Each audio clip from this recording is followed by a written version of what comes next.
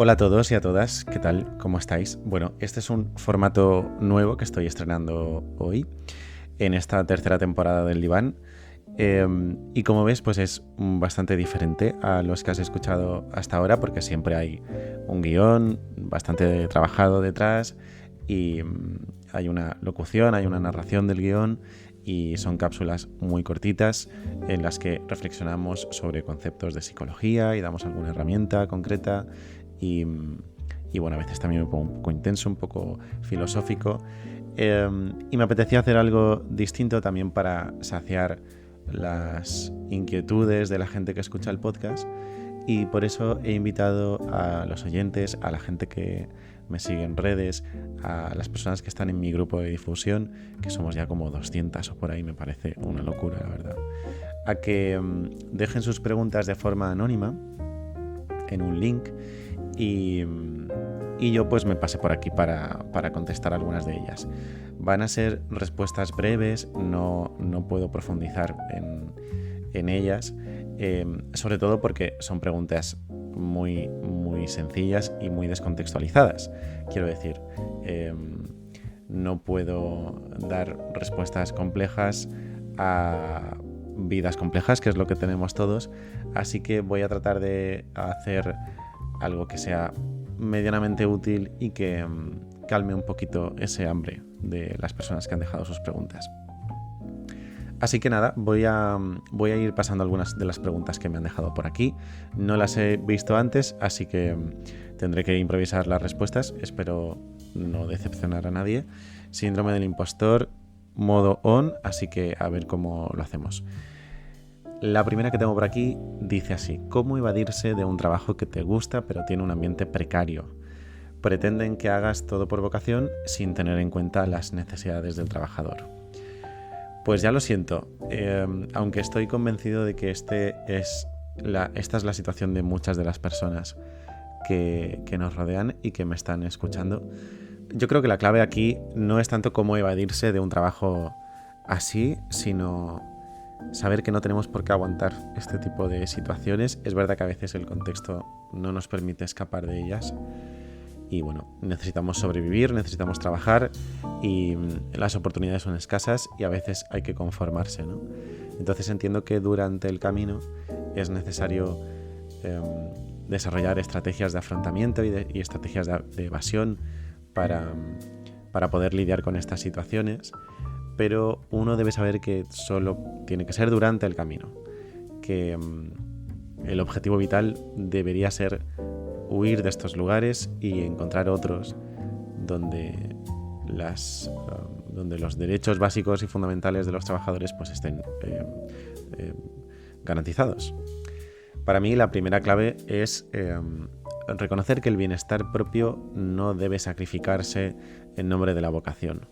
O sea, esto es un mito, ¿no? Lo de que la pasión justifica cualquier sacrificio es un gran mito, ¿no?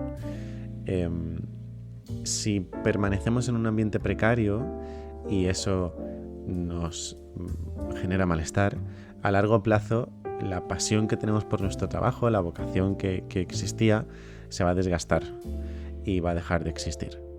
Y lo vamos a condicionar todo a una necesidad de sobrevivir, a una necesidad económica, y eso lo distorsiona todo, como imaginas. Lo interesante aquí es que puedas mantener un pie dentro de tu pasión, pero que empieces a buscar activamente fuera. No tienes que elegir entre ser fiel a la vocación y tener una vida digna. Pero la pregunta es cómo evadirse mientras no queda más remedio. Yo te invitaría, mientras tanto, a poner mucho el foco fuera del ambiente laboral, fuera del trabajo, y que diferencies muy bien, de manera muy explícita, los dos mundos, el laboral y el personal, el del ocio, el del descanso, y que el espacio del descanso efectivamente sea un espacio para descansar, que no haya una puerta de entrada abierta a cuestiones que tengan que ver con el trabajo en la medida de lo posible. Creo que un buen consejo sería calendarizar las actividades de ocio y de descanso fuera del trabajo, es decir, tener muy claro todo lo que vas a hacer durante la semana, por ejemplo, que no tiene nada que ver con el trabajo. De esta manera, primero es más fácil cumplir con ese descanso, ese espacio que nos reservamos a nosotros mismos para desconectarnos del trabajo. y en segundo lugar también puede servir como motivación para ir cumpliendo días, ¿no? Para ir gastando días. Y de esta manera va a ser muy fácil también, mucho más fácil, transitar por el horario laboral sabiendo que es un medio para llegar a un fin, que no es el fin en sí mismo. Bueno, tengo otra por aquí muy interesante: cómo superar una amistad que te hacía sentir bien a priori, pero escondía muchos aspectos tóxicos. Pues varias cosas. Lo primero es que estamos hablando de un duelo, de una pérdida.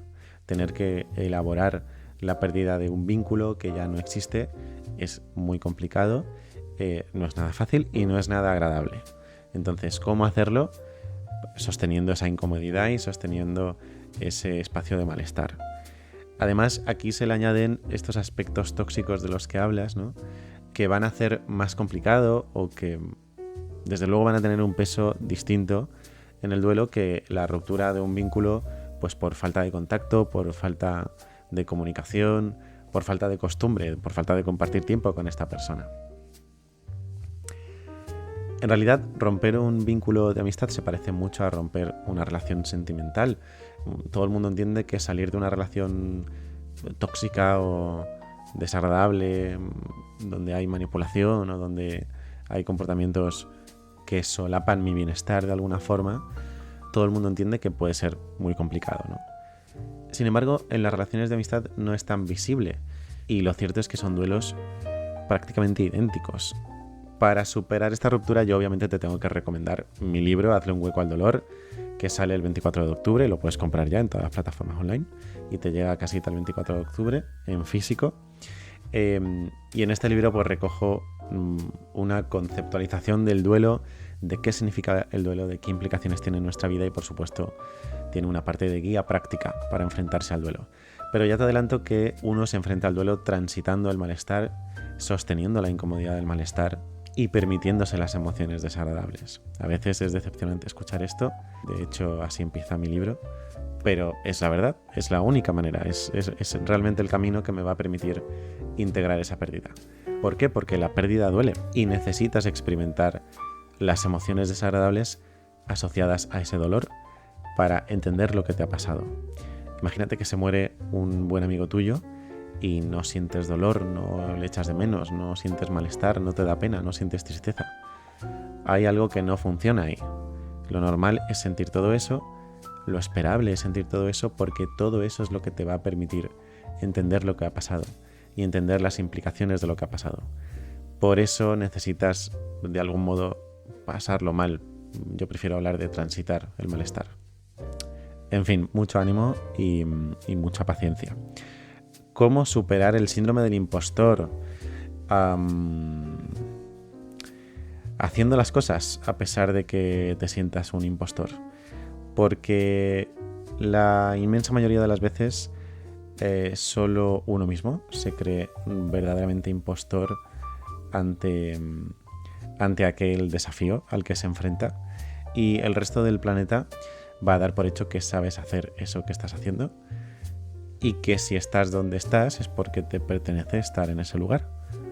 Yo me siento cada día impostor, habiendo escrito un libro, teniendo un podcast de psicología, respondiendo a estas preguntas como si yo fuera la persona que más sabe del planeta y la que te va a salvar a ti y a ti y a ti también.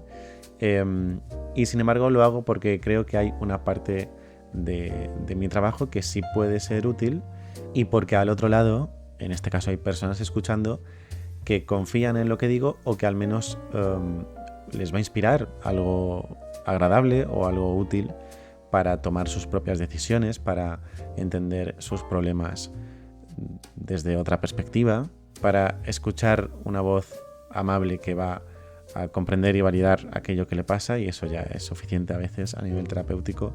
Es decir, yo sé que tú, que estás al otro lado, no me ves como un impostor, aunque yo a veces sienta que en realidad no sé nada de la vida y que no sé qué hago aquí intentando resolver o ayudando a resolver los problemas de la gente, cuando ni siquiera para los míos a veces tengo una alternativa o una estrategia de afrontamiento adecuada.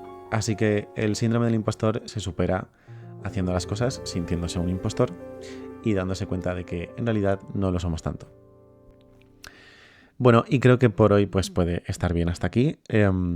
Tenéis el link para dejar vuestras preguntas anónimas en la descripción de este podcast y también en el link de mi biografía de mi perfil de Instagram. Podéis ir dejándome preguntas al tiempo que queráis, de forma anónima. Si me queréis escribir por privado, también lo podéis hacer si queréis.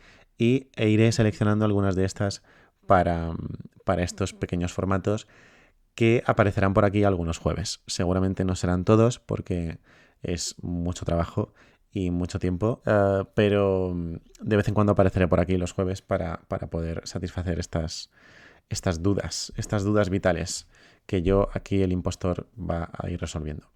Así que nada, os dejo, muchas gracias por estar al otro lado. Compartir es vivir y os espero el próximo martes en un nuevo capítulo.